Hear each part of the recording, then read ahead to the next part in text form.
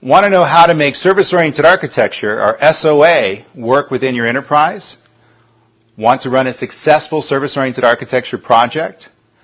Want to gain the benefits and the value of service-oriented architecture?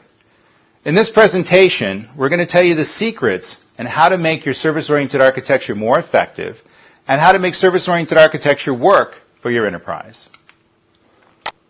The agenda consists of what's going on in the current trends in the world of service-oriented architecture, how do you win the first time with service-oriented architecture, cloud computing, how to make service-oriented architecture better, service-oriented architecture challenges, delivering successful service-oriented architecture projects, 5 things to avoid, and then I'll provide concluding thoughts and advice.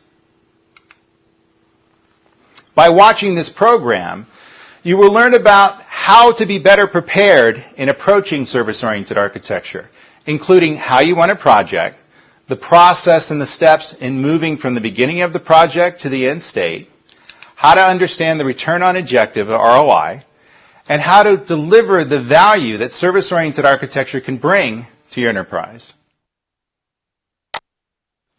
First, let's consider what's going on in current trends. Well, Gartner says the number of organizations planning to adopt service-oriented architecture for the first time is falling dramatically. However, recently, service-oriented architecture has made a dramatic comeback.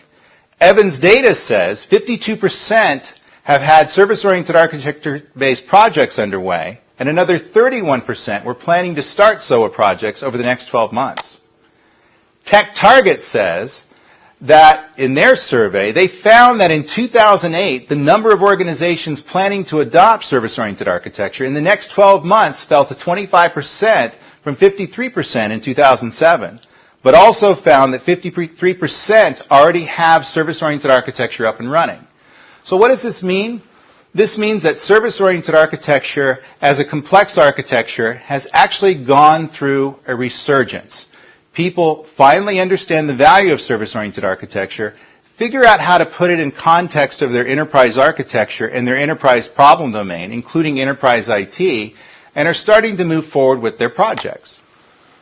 Current trends include moving from a micro to macro domains with a focus on scaling, a focus on security, a focus on sharing, movement to cloud computing, and then ultimately the ability to do smaller scale service-oriented architecture projects or tactical wins that provide more strategic value going forward.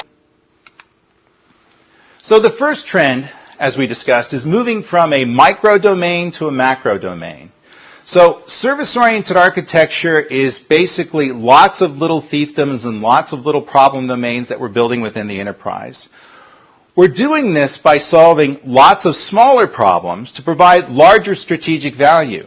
So service-oriented architecture has moved from the department level up into the enterprise level. So more enterprises are considering service-oriented architecture strategic to their direction and ultimately are doing this in a centralized IT fashion driven by the C-level folks and the enterprise architectures in their domain.